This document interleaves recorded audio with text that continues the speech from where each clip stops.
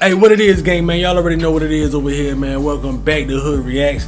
Everybody got a little bit of hood in them, whether you white, black, whatever you want, whatever race you is, man. You already know what's in you.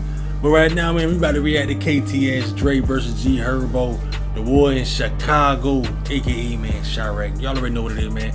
Get this video a thumbs up. Subscribe to the channel if y'all haven't already. Make sure y'all cut that bell on, so you know I'm dropping this video, man. Let's go ahead and tap into it. G Herbo is one of the most respected rappers to make it out of Chicago.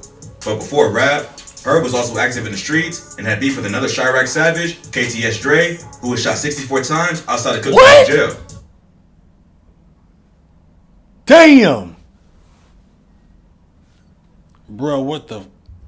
Hold up. Beef with another Chirac savage, 64? KTS Dre, who was shot 64 times outside of Cook County jail. Let's take a look at this crazy story. Herb was born in the South Shore neighborhood of Chicago. He grew up on 79th Street, an area that was full of crime and violence. To keep him from getting into trouble, his mom made him go down to the local youth center after school, which is where he first linked up with Lil Bibby. They both had an interest in basketball and rap, so they formed a close relationship that still continues to this day. But growing up in a wild city like Chicago, it would take more than an after-school program to keep Herb out of trouble.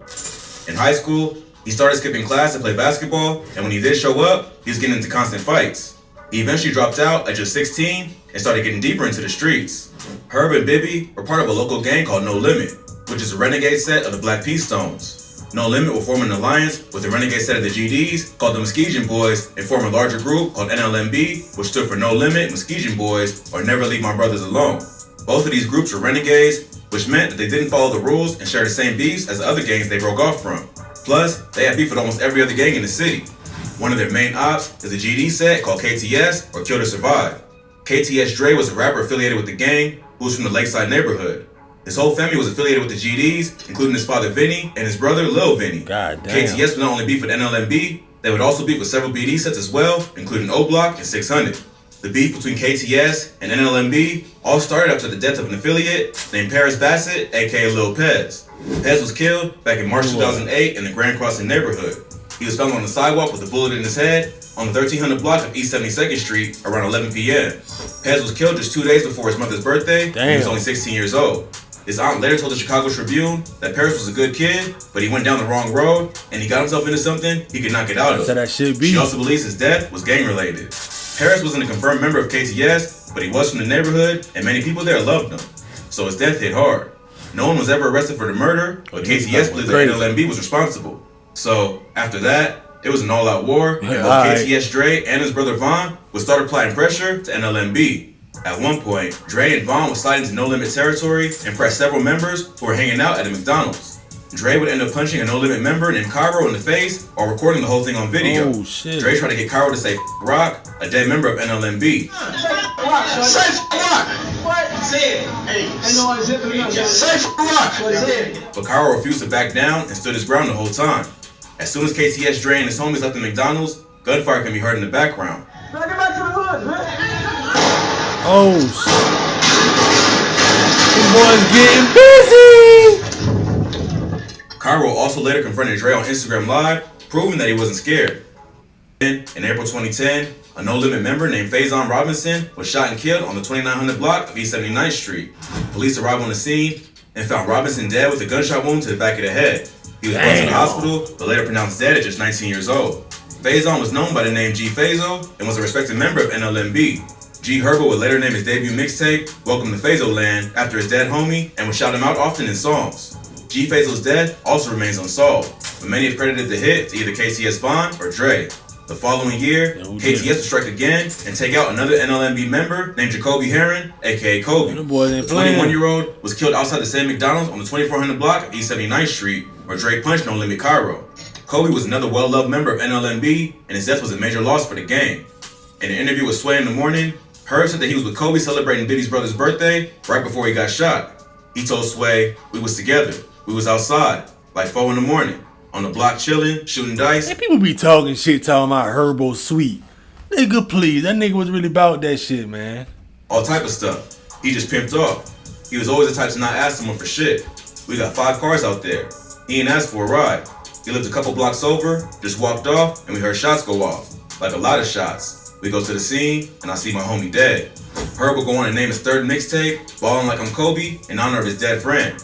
No one was ever arrested for Kobe's murder either, but the word on the street is that it was KTS Von and Dre. The rumor would basically be confirmed after KTS Dre dropped a song in 2015 called Kill to Survive, where he can be seen rocking a jacket that says "F your dead homie" on the back, along with a bunch of dead members of NLMB, including Fazo and Kobe. Not long after that, NLMB would even the score and take out KTS Von for his wild disrespect. On June 23rd, 2015, Von was standing with a group of people outside a house on Ellis Avenue, just south of 75th Street, when two men jumped out of an SUV and started shooting into the crowd. Von was hit and pronounced dead at the scene, being only 21 years old. Like most murders in Chicago, Von's killer was never found.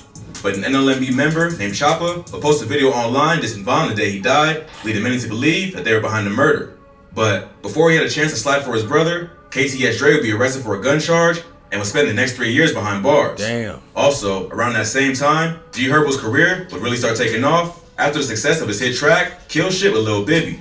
Herb and Bibby would ride the wave of Chicago drill while establishing their own sound.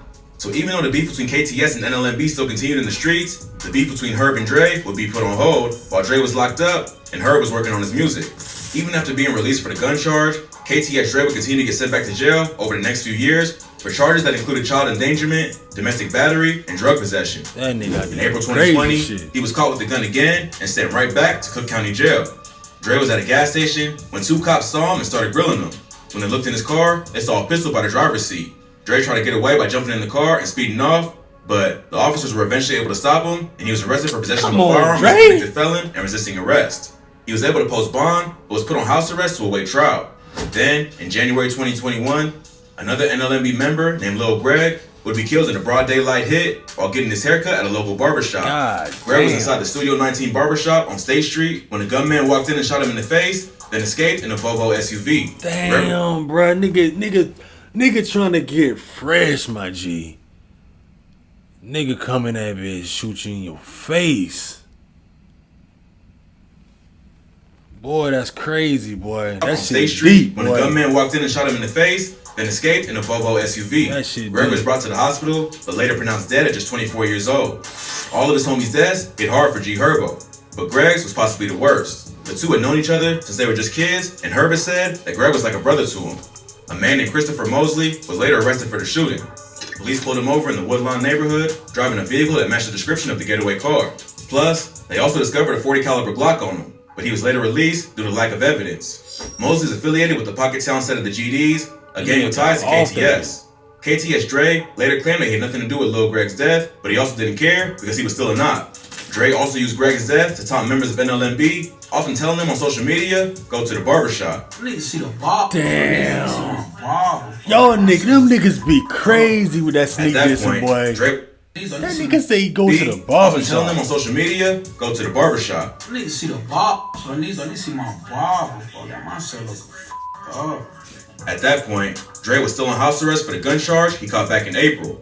He was only allowed to leave his house for a few hours each day to run errands. Dre wasn't gonna let that stop him from going about his business, and he continued to move around Chicago. He even made a trip to Wisconsin without the permission of the court. But when authorities found out about his activities, he was arrested for violating his parole and brought back to Cook County Jail. His fiancée posted his $5,000 bail, but he still had to spend the night locked up and wasn't released until the following day. As he was released, he was met by his fiancée and grandmother, and together they left Cook County and headed toward their car. As they exited the jail, two cars pulled up and several shooters hopped out. They all started letting off shots, showering Dre and his family with bullets. His grandmother was hit. How did he know that he was about to get out unless somebody had to run him out saying he getting out this day? Did she tell it? She bailing him out? Them niggas pull out the exact time, because when you get out of jail, man, they get like a 1 to 4 hour goddamn window. And them niggas pull up at that exact time right there. That's why some niggas better off just staying in jail, bruh. Some niggas feel safer in damn jail for real. That shit crazy. And headed toward their car. As they exited the jail, two cars pulled up and several shooters hopped out. They all started letting off shots, showering Dre and his family with bullets. His grandmother was hit in the knees. Oh, grandma and hit too? bystander was also grazed in the mouth, but they both survived. Dre was shot a total of 64 times in the face and torso and passed away almost immediately at just 31 years old. No one has been arrested for his murder, but many have claimed it was the work of NLMB getting revenge for the disrespect of Lil Greg. Yeah, that was big revenge. Their hood was allegedly shot up the same night, and it makes sense given their history. KTS Dre's death closed the chapter on one of the craziest beefs in the history of Chicago. At this point, Herb has too much to lose, and KTS just lost one of their most respected members. Herb got the upper hand with his main op gone. It's hard to tell if he'll leave the streets alone for good or get sucked back into the beef. Hopefully, he can now put the past behind him and focus on his music so he doesn't end up dead as well. 64 times, buddy got hit up like that. That was a real assassination right there. Like, no, ain't no surviving. I don't want to hear no surviving, none of that. Unalive this nigga, man. Hey, let me know your thoughts down below in the comment section, man. Don't forget to give me a subscribe, man. Let's get this gang up over here and give me a like on the video. Cut that bell on, man. Cut that bell on so you know I'm dropping this video, man. Leave me your thoughts down below once again. What other videos you want to see me react to. Other than that, man, I'm going to catch y'all in the next video.